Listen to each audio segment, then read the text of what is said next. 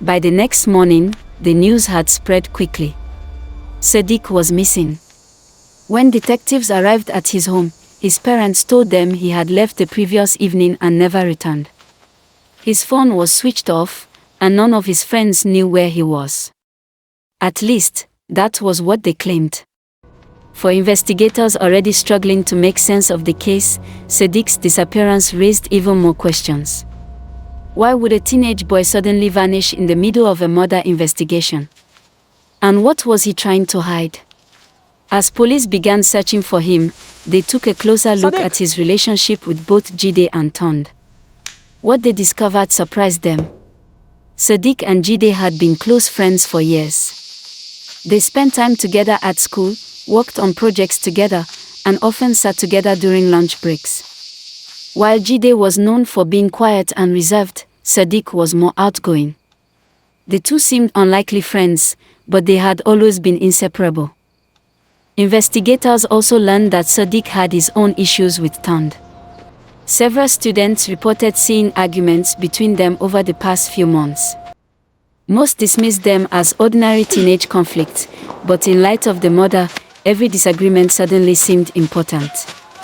Meanwhile, the pressure on the Adeyemi family continued to grow. The police had not charged Jide, but public opinion was turning against him. Neighbors avoided eye contact. Some parents refused to let their children associate with him. Even members of their church began keeping their distance. Inside the house, the atmosphere was tense. Bayo remained determined to prove his son's innocence, but Kemi's doubts had only grown stronger. The sketchbook remained hidden in her room, yet she found herself thinking about it constantly. Every new piece of evidence seemed to push the family further apart. 3 days after Sadiq disappeared, the police finally found him. He was staying with a distant relative in a neighboring town. When officers brought him back for questioning, he looked exhausted and frightened. At first, he refused to say much. He insisted he had nothing to do with Tond's death. But detectives already knew parts of his previous statements didn't add up. They continued asking questions. Hours passed. Slowly, cracks began to appear in his story. Finally, Sadiq admitted something he had been hiding from the beginning. On the day Tond was killed, he had met with him near the bush path. The room fell silent. This was the first time he had mentioned being there. Detectives immediately wanted to know why. Sadiq explained that he and Tond had argued. According to him, the disagreement quickly became physical. The two boys pushed each other, exchanged insults, and struggled briefly. Then something happened. Something he claimed was never meant to happen. Sadiq told investigators that during the fight, he grabbed a knife. In the chaos, Tond was stabbed. The confession shocked everyone involved in the case. For months, attention had focused almost entirely on Jide. Now another suspect had emerged. But the story wasn't over. Because Sadiq had one more revelation. After the incident, he said he panicked. He didn't know what to do. That's when he contacted Jide. According to Sadiq, Jide came to the scene and helped him hide the knife. The room fell silent once again. Detectives stared at him.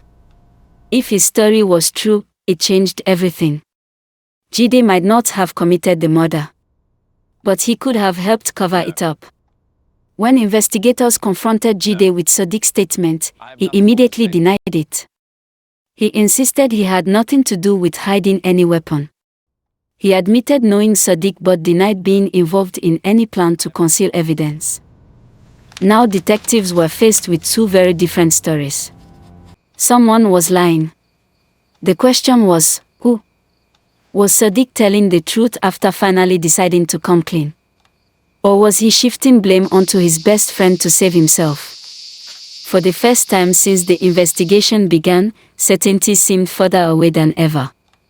Late that evening, detectives reviewed security footage from a shop located not far from the bush path. Most of the footage was blurry and difficult to analyze. But one clip caught their attention.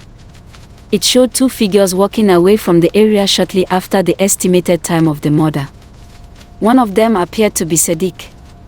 The other figure was harder to identify. But based on the height and build, it looked very much like Jide. And suddenly, the case became even more complicated.